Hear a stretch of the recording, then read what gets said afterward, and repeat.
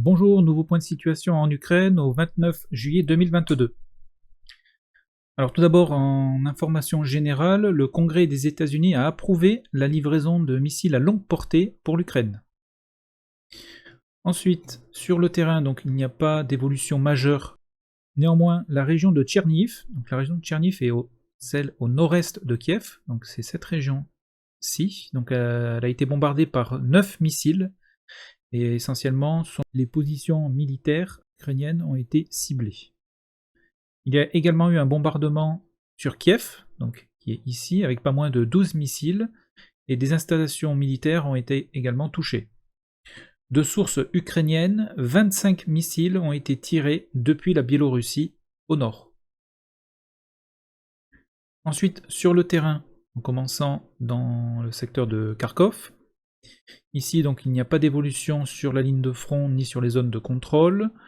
Des renforts ukrainiens ont été aperçus à Oudi, ici, et des combats ont actuellement lieu dans le village de Petrivka, qui est ici. Donc le village de Petrivka, c'est là où la 225e brigade territoriale est arrivée en renfort. Donc cette brigade a été scindée en deux, une partie sur Petrivka et l'autre partie sur Pitomnik. Donc là, combat en cours sur Petrivka.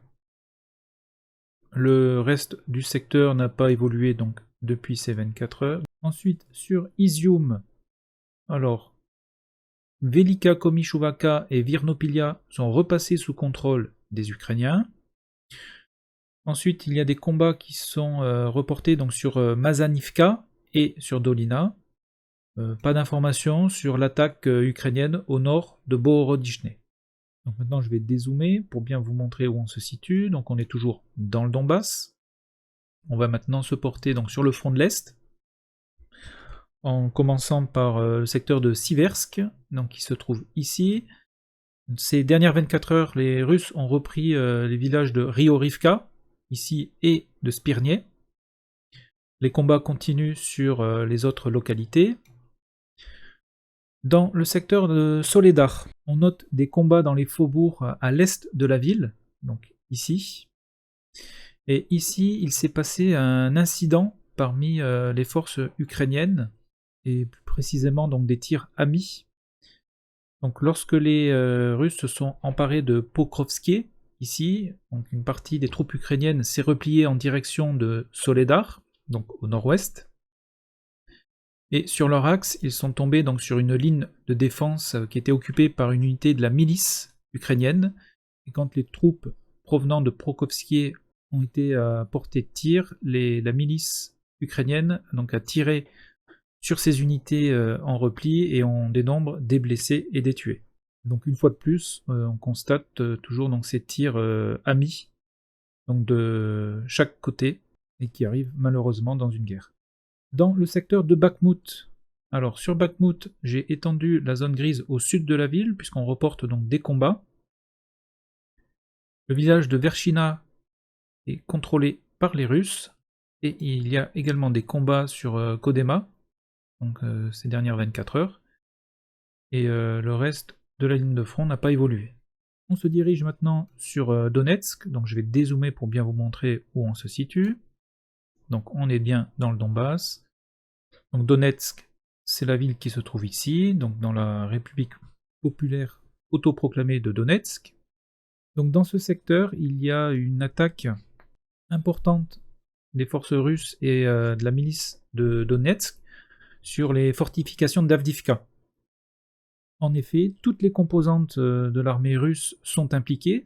Il y a donc une attaque de l'infanterie accompagnée de véhicules blindés. L'artillerie est également impliquée, ainsi que les forces aérospatiales, puisque plusieurs Sukhoi 25 opèrent dans le secteur et bombardent les fortifications ukrainiennes d'Avdivka, ainsi que des hélicoptères.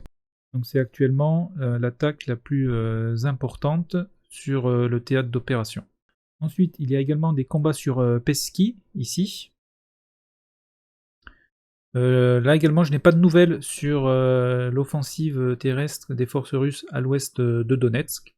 Donc, tout comme l'attaque ukrainienne au nord de Bohorodishne, donc sur Slaviansk, j'attends des confirmations ces prochains jours. Un incendie s'est déclaré sur Ilovaisk. Donc Ilovaisk, c'est une petite ville à l'est de Donetsk, ici exactement. Et on vient d'apprendre que selon les autorités de Donetsk, un bombardement ukrainien a été opéré sur un camp de prisonniers proche d'Olenivka. Alors Olenivka, c'est la commune qui se trouve ici, et où Patrick Lancaster avait réalisé un reportage ici le 1er mai dernier. Donc sur cette commune, il y a un camp de prisonniers, et donc d'après les autorités de Donetsk, un bombardement ukrainien a été effectué, et toujours donc selon ces autorités, il y aurait 40 morts et 130 blessés parmi les prisonniers de guerre ukrainiens. On continue sur la ligne de front, et comme vous pouvez constater, il n'y a aucune évolution ces dernières 24 heures, même dans la zone grise. On va maintenant se diriger sur Mykolaiv Kherson, donc qui se trouve ici. Donc la ligne de front n'a pas évolué là non plus. La zone grise et les villages restent identiques par rapport à hier.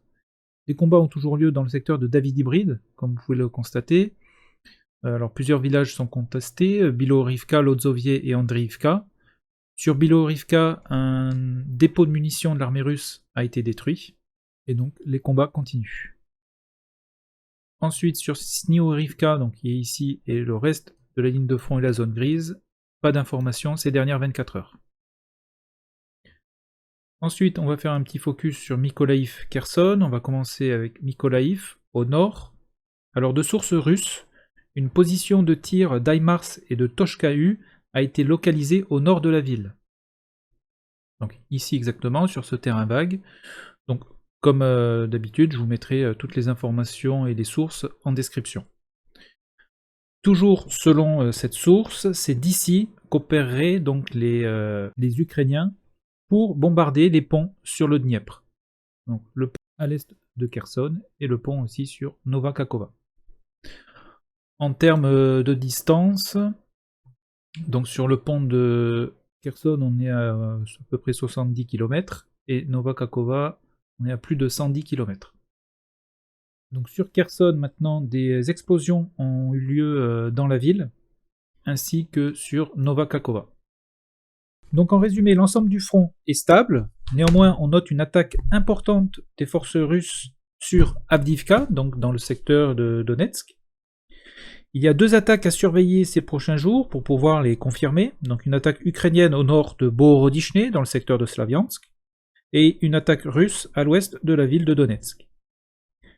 A noter tout de même que les Russes progressent lentement dans le secteur de Bakhmout, et notamment à l'est. Voilà, et bien maintenant je vous laisse avec la ligne de comparaison de la semaine dernière. Voilà, bah écoutez, je vous souhaite un excellent week-end, et à bientôt. Merci.